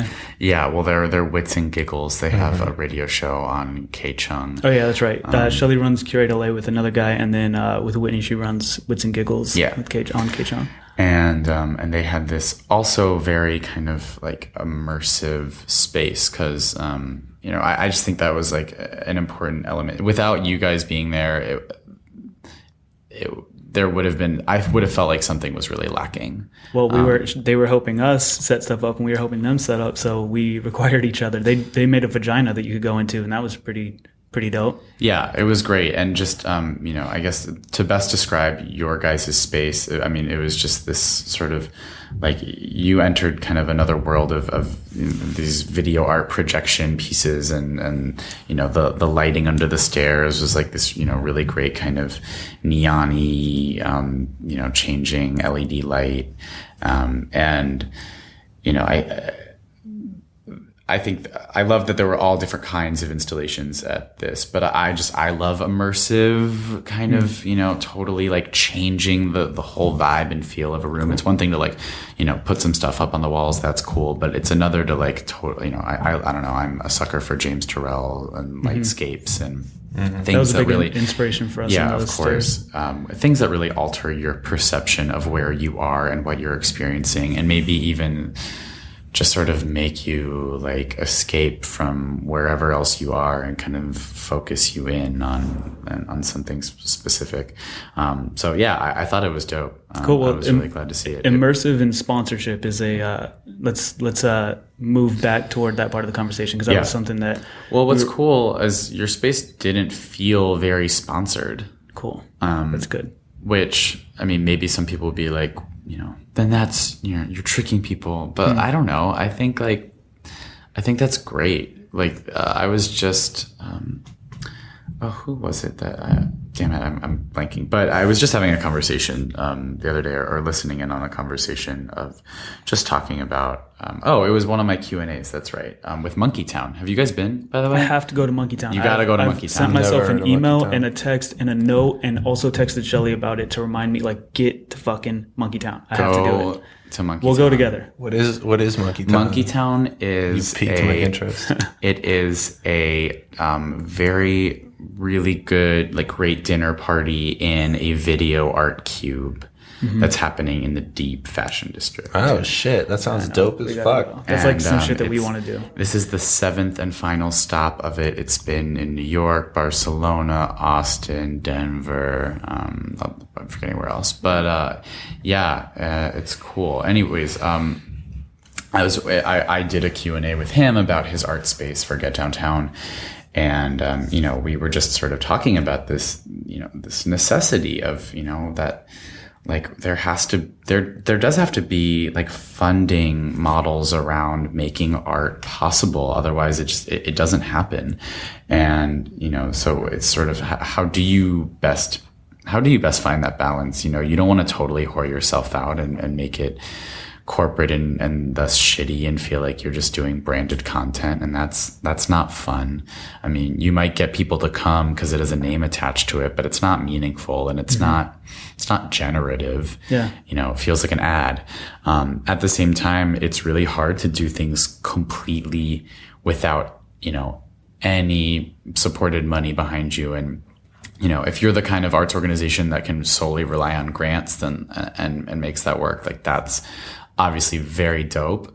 But then you run into scrutiny that the community gives over why did that person get that grant over someone else, like a PSSST model and the kind of shit they're going through. So what have your conversations with other DIY spaces been in terms? Have you brought up this sponsorship model to other people, and how do they feel about it generally? Yeah, I mean, it's come up. I mean, some of the art spaces I talk to are, are galleries, or, they're private venues, so they don't, it's different. But I mean, everyone's different in sort of what they're, like, willing to take, and what to them feels like it's, like, that's not cool. To me, I'm grateful when I see a company, or when I see a funded something come in and put their money behind art. I think that means that, perhaps, yes, it's in their best financial interest long term, because, they get to seem cool and hip and relevant and blah, blah, blah. But it also means that they give a shit. At least maybe I'm optimistic, but I think that's something that we should encourage and celebrate and thank. I don't like dismissing that. I mean, Get Downtown only exists because people advertise in the back of our art guide, and I don't discriminate of, like, who can advertise. Though, of course, there's always a line. I mean, I'm not going to, like, sell ads to Halliburton or, like, the Ku Klux Klan. Monsanto. Not yet. Sponsoring No. Get Downtown. Nah, not so much. But I don't know. I think it's just, I think it's a great conversation that totally has to be had. And it's something that any DIY space, any team, any artist needs to think critically about, sort of, who, I mean, if you can even have that conversation of, like, do I accept or reject, you're already in a great place. So good job. Agreed. They are already at the point where you're debating whether to take that money or not take that money. That means the money is, like, offered. So that's well, dope. I mean, it's an important thing to bring up, and I know Patrick had a point on this, so I want to kind of, like, put things in his direction. Not sure what the hell that was. I think it was me on the table. Apologize. But PBR, for example, Lagunitas Beer. These are two places that people who start throwing art shows go to very quickly. That's a corporate sponsorship. So if you're worried about selling out for corporate sponsorships and you're totally against it, if you accepted free beer from PBR, then you should investigate how you feel about that, because you've already done it. You've taken an in-kind donation from a corporate sponsor because they want their beer to be seen in the hands of your guests at your art show. whether it's by the other people at the art show or in photos that might end up online that they hope eventually they can get tagged in some shit like that. So it is a conversation to be had. It was one that we had very early on in the beginnings of Think Tank Gallery, because we had another guy named Nima who, God bless his heart, was a very kind of like purist in terms of that. He would have loved this design thing you were talking about. He helped design the logo. Like I drew the little brain thing and he did everything else around it, our color scheme, like all that stuff. He was a very integral figure in what Think Tank became. He ended up having to leave for other reasons. He's running a restaurant in New Mexico now, which is pretty cool. I should find out the name of it and shout him out. And we still talk often, but he was against it. He was like, no, corporate sponsorships are not cool. The only one that we did take when he was involved was from Leica, which we did that street photography show I was telling you about, called You Are Here, which was kind of focusing on gentrification of our neighborhood. And he was like, Leica's cool, it makes sense because they're going to give us cameras. And they gave us a bunch of cameras and we shot the neighborhood with their Leica street photography cameras. It's a street photography show, so it made sense. But it's a touchy subject, and Patrick in particular is involved a lot in these kinds of conversations because of how he's the part of Think Tank that we send to the Night on Broadway meetings nowadays, and we're pitching a lot of sponsors for things that are coming up in the near future. So Patrick, I'm curious what your take on this shit is. Sure, I'll touch on this for a minute, and then I know we're going to have to round up here soon, but as far as the partnerships are concerned, the first thing I'll say is, and this is going to end up being something I say throughout our podcast for as many episodes as we have every once in a while, which is that you can please some of the people all the time. You can please all the people some of the time, but you can't please all the people all the time. We have a mission, and our mission is always to go big and be accessible. And to be accessible, that often means that we're not charging at the door, or we're positioning ourselves to be, as big as humanly possible without having an impact on the wallet of those who are attending. Because our shows are not just for the wealthy. Our shows are for the people who have never stepped foot in a gallery before, and we want to inspire them to be involved in arts and culture. Now, if there is a business that is excited to invest in that ideology, if there is an organization that wants to assist us within that mission, those are people we are interested in communicating with. And we're very articulate in what we're trying to put together for the most part. And we usually have visuals. And so the people who are buying into the project aren't buying into, oh yeah, young people who like art. Yeah, let's throw money at you. They're buying into a project, an idea, or concept. And so with that,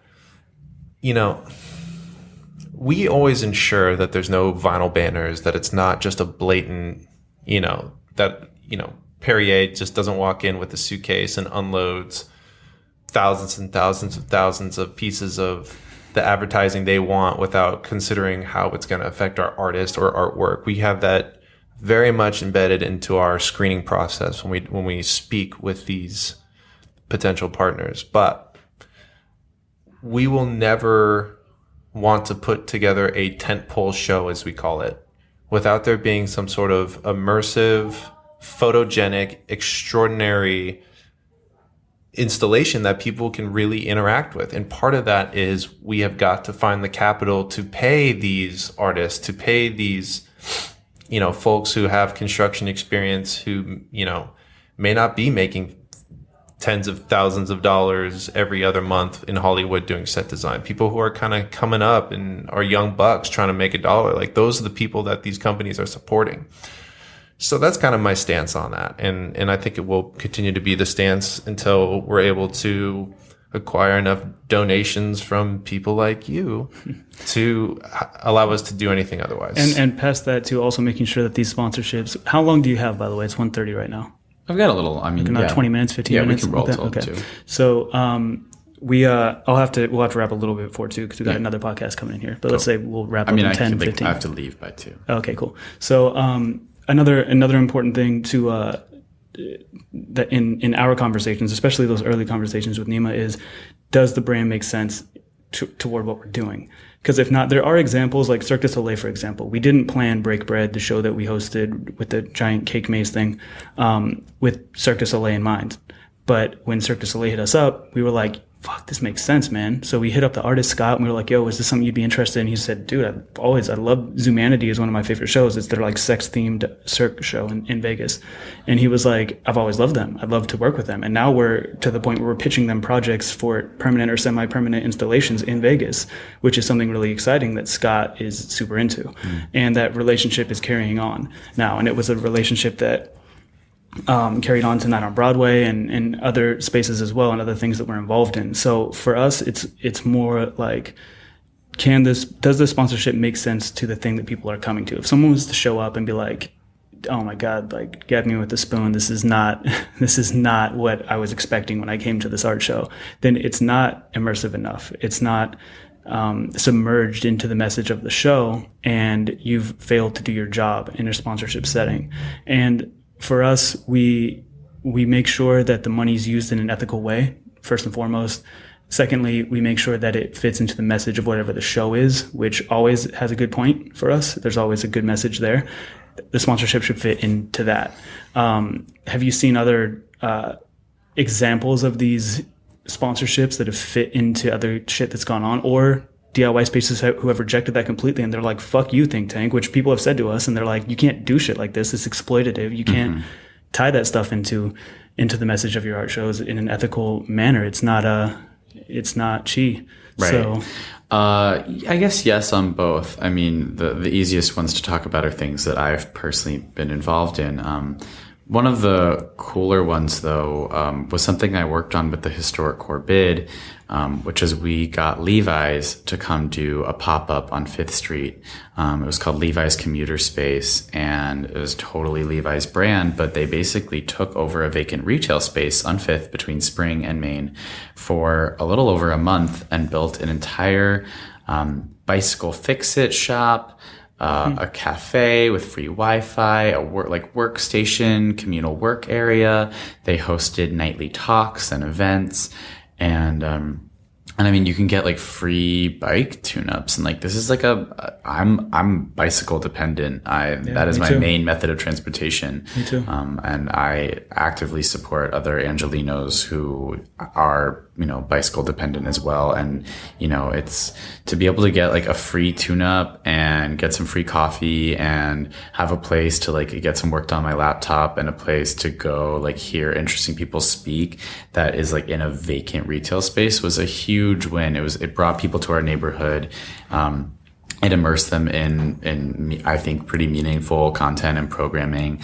It gave them free shit that like everybody wants, which is like caffeine and like a nice bike and maybe some swag. Yeah, and that's interesting too, because that's very top level. Levi's was right at the top of that. It wasn't even that much submerged, but it still fit. No, right. It was definitely like on the surface. It was called Levi's. I mean, everything was Levi's branded. That was the point, but it really actually it totally served our community, and people talked about it for months afterwards, and we're like, oh man, why is that gone? Like that was so great. That was so helpful. Cool. I think with Take Me Home too, I had always wanted to sort of plan some big immersive, art event where I could bring in a lot of different downtown artists and galleries. And, I think you just have to ask yourself, like, what do you need?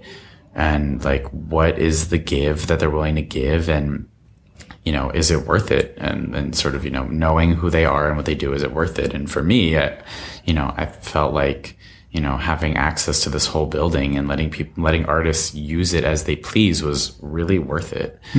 Especially in the context that ultimately artists were able to sell their work or gain exposure. And it was a fun time. Yeah, for sure. Two final questions to wrap this up. You mentioned that you want to produce some programming under the Get Downtown name. Maybe it's not just yourself, but you have a lot of experience on the back end of that stuff with permitting and whatnot, and we'll definitely bring you on in the future on a permitting specific podcast, because that's something very, very beneficial to our audience if you're down. But so what kinds of events do you have anything in the pipeline or something that you could imagine hosting that kind of fits the downtown LA history that people might not know about, like a Bunker Hill type story, just anything like the story you were talking about in Pershing Square with the gay community, an event that could kind of encapsulate that and encourage this immersion into the history of downtown? Like, what are you guys planning? Well, I mean, we do have this event series that I think will take the form of mostly panel discussions, each event hopefully being about a different movement, and then a meaningful discussion is had. And what we'd like to do at the end is actually kind of create some sort of printed editorial piece that kind of summarizes the whole series, so it can kind of live on. Awesome. And hopefully manifest in new ways too. And what I really like about that is that each of those events would be partnered with a space that kind of makes sense based on that conversation or that movement. So, without revealing like too much, things are sort of still loose and being figured out. But like we have something set for August 25th. It's a Thursday night, I think. Cool. I hope that date's right, because you all should come. I think it is. August 26th is a Friday, and we're doing something with the LA Opera. So yeah, Thursday, August 25th, we're doing an event at Hauserwirth and Schimmel. It's sort of, cool. It's like a week and a half left of their show right now, which is Revolution, women in sculpture and like installation art. Talk about the advancement of downtown right there. That's awesome. Yeah, and so, we're going to do a feminist, like women's focused, like downtown movement event there on August 25th, because it's totally, and we're, kind of working with them on it, because it makes sense for that context. So I think, this doesn't exactly answer your question, like what's the big, how do we do it? But I think one way we do it is sort of tapping into the places themselves that have this history. Maybe it's Pershing Square, maybe it is doing something up on Bunker Hill about what that neighborhood used to be. And though I don't want to just sound like a historian either, but I think there is really meaningful contemporary context that can be sort of derived out of this. But, again, having just, everybody's talking about representation these days, and thank God. It's so important, and there obviously is a lot of like underrepresentation of certain different types of people and certain types of stories that I think we're all realizing like just need to be out there more. And I think any way that we can include that in kind of the things that are already happening. Something that comes up in the cultural stakeholders group conversations is there are certain yearns of a sect of stakeholders who are like, why don't we have an Art Basel? Why don't we have a Frieze? Like, where's LA's big, art week, art fair, whatever. LA Art Show. I mean, there's week, some, though. Yeah, you're right. There's the LA Art Show. There's ALAC. There was Paramount Ranch. There are these, there are gatherings of sort of showcasing art, but it's certainly not on the kind of international, crazy level as Art Basel or anything like that. And I think there's a part of me that's like, yeah, we should totally have that. Like Los Angeles, I think, has historically done a really bad job of telling its story. Again, that's totally part of this event series context, is like, how do we tell downtown LA's story, and how do we get that out there, to like make the New York comparison. Like when you walk around the West Village or Greenwich Village, like, yeah, obviously it's like crazy expensive now, but the story of like Bob Dylan and like the kind of like the 60s like hippie and like rock movements, like they're obvious. Yeah. You feel them, and that they're there because like it's just a story that's been really well told. Versus, you don't walk around most neighborhoods of downtown and like, get that kind of like storytelling, or really anywhere in LA, maybe certain places, but I don't know. I don't feel like it's as leading. So, so is this something that so there's a part of me that's like, an Art Basel here would be so dope, because we could like really use it to like tell our story and like talk about what Los Angeles is and blah, blah, blah. But then there's the other side of me that's like, do we? Like, does Art Basel really tell Miami's story, or does that just show off what like the international art world thinks is like hot and viable? I'm sure there are definitely things happening in Art Basel Miami that like do share of like Miami's local community, but that doesn't really seem like the most like takeaway message there. So perhaps it's actually that we just like need to do a better job of showcasing our shit from within. Like things like Night on Broadway are great for that. Well, maybe we could be one of those first one to do an art week, a city's art week, right, with the historical context in mind. Because already, just based on LA's art week, there's one in Santa Monica, there's one in like Pasadena or something, there's one downtown. So you're already telling the story of how spread out LA is. So we could pull that off. So we need to go have a conversation with all the loud ass people in this building right now and see if we can quiet some of the people down and stop slamming some of these doors. So let's wrap this up with one final question. If you had the opportunity to have a conversation with yourself at 20 and say, kind of tell that person, like for me personally, I wouldn't even kick it with that fool. So I wouldn't have this conversation. But if you were forced to sit down with yourself at 20 and say, this is something you're going to need to know by the time you're my age, what would that be? That's a very big final question. Or just tell something that you're involved in that you might not have expected you would be.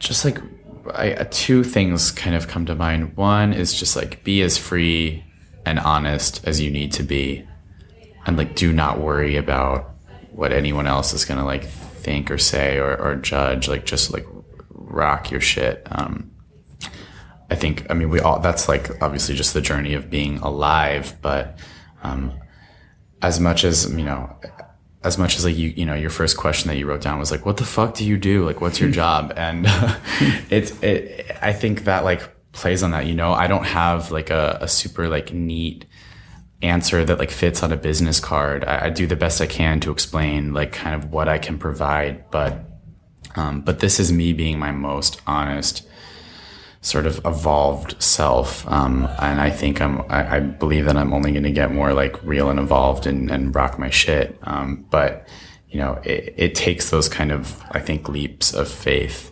where you're like, you know what, I like for some people that, something's really going to work. Others, it's not really going to work. And finding what it is that works for you, even if it doesn't seem like, even if it doesn't explain itself the most like easily and pretty and clearly and doesn't fit on the resume in sort of that, contrived way. But the other is really just like give people time and ear who like you wouldn't expect to listen to. I think for me, it's been my favorite part of my downtown journey is getting to know the people and the stories that weren't obvious to me at first, or that I wouldn't have expected to engage with. I think it's like coming from a place like USC or just growing up in like a New Jersey suburb. Like, I was in like a pretty Jewish community. Like, I don't know, I had these sort of just more confines around like what my community was and maybe what it wasn't. And that's completely broken down. And I'm like trying to just break it down even more and even more, because the more that I break that down, the more that I feel like I actually get shit done and like tell good stories and make a difference. Great. Cool. Awesome. Ari Simon, thank you so much. Thank you guys. What's the Get Downtown website? Getdowntown.la. Simple, sweet. Thank you very much for coming on. Where can people find you? You can find me all over downtown, or maybe in New York, or maybe in Paris, or maybe in Berlin, or maybe in Mexico City. Or what about online? Getdowntown.la. All right, cool. That's where Ari Simon lives too, at Beautiful. least for now. Awesome. Thanks for coming on. Yeah. Whoa, god damn, that was a good ass interview. Fuck, dude. Holy shit. Did you hear that, Jacob? Were you there for that? Yeah, I think you were there. It was all right. It was fucking great, man. God damn. Sorry, I'm just sitting here with this like fuck Peter butthole aimed right at my head right now, so it's kind of hard to take you seriously. Yeah, we this week, what you get to look forward to this weekend actually is it's the future. Get ready to look forward to the future. It's going to be at Think Tank Gallery. It is a retrospective from the future. It's essentially Idiocracy in an art show, and we're really excited to share it. And with us in the studio right now are two fuck pewters. For anyone who doesn't know what a fuck pewter is, it looks like a Dell casing or some sort of gaming casing with sex toys coming out of it, because we know that 90% of your computer usage is with Pornhub.com, and we have devices that can cater to your needs. On the rear of this casing is what appears to be a anus fleshlight. On the side is a dildo in case you can't decide what kind of party you want. And on the left side is kind of the same model. So it really is designed. They're interchangeable though. You can move the mouth or the vagina to different orifices of the casing. Yeah, it's really modular. If you want to see what the fuck we're talking about, you're going to want to come to Think Tank Gallery and see it for yourself, or go on Pornhub and check out the promo that we have up there. If you get distracted and end up on other videos, that's not our problem. It's actually kind of funny because I've been like, hey, everyone, keep an eye on Pornhub tomorrow. And they're like, as opposed to other days, yeah. What am I doing differently? The only thing you're supposed to do tomorrow that's different is look at the banners when you're watching videos, or look at the homepage and spend a little bit of extra time there instead of just going to your favorite category. Yeah, exactly. So if you're into technology and you're into fucking, boy, these fuck pewters are for you. This podcast actually is sponsored by Fuck Pewters and Pornhub, I guess. It's sponsoring the show, so we'll let them sponsor the podcast. We are currently sponsored by Pornhub, so essentially, by extension, this podcast is sponsored by Pornhub. I just hit the fuck pewter. That's what that sound was. Yeah, it's also very sturdy. Like you can't really damage these things. So if you like to dish it, don't come fuck these live at the show. You can definitely damage them. You can put your finger in it, but be careful. Yeah, put your finger in it. I think that's a good note to land on. You fuck it, you buy it. Yeah, you fuck it, you buy it. We should put posters up. So in any case, completely unrelated to porn and Pornhub and fucking computers. If you want to find Ari, I strongly encourage you do so. I hope you might actually be sharing this show in one of my two favorite newsletters. One is Curate LA, which was the episode we put out with Shelly a little while ago, and the other is the Get Downtown LA newsletter, which those are the two I read every week. So if you want to follow that newsletter, if you care about downtown LA, I strongly suggest that you do. Just getdowntown.la is the website, and on Instagram they're at getdowntown.la. And and if you want to come to the show this weekend, or find out anything about it, go to thefuture.com. It's FUCHUR, to be confused with fucker. That was the intention, and you pulled it off. Yeah, and a lot of credit goes to Adam for putting the show together. From Awkward Human. And we're really excited to have this one here. And we also just had a really great run of the Comic Arts Los Angeles, which was tremendous. So Jen, Jake, congratulations. Matt Groening made a third appearance. So Pendleton Ward came from Adventure Time. Yeah. And good job, Angie, as well, and all the volunteers. You guys killed it. Yeah. And all the interns and our little baby angels who helped this podcast run. Thank you so much. In particular for the show notes in this episode, which I appreciate the fact that people have been complimenting us on getting very thorough show notes together. It's all because the interns have been killing it. Elsa Monroe, you're doing a good job. And Madeline, Irene as well. All right, guys. Thank you. All right, guys. Thank you. All right, guys. Thank you. All right, guys. Thank you. All right, guys. Thank you. All right, guys. Thank you. All right, guys. Thank you. All right, guys. Thank you.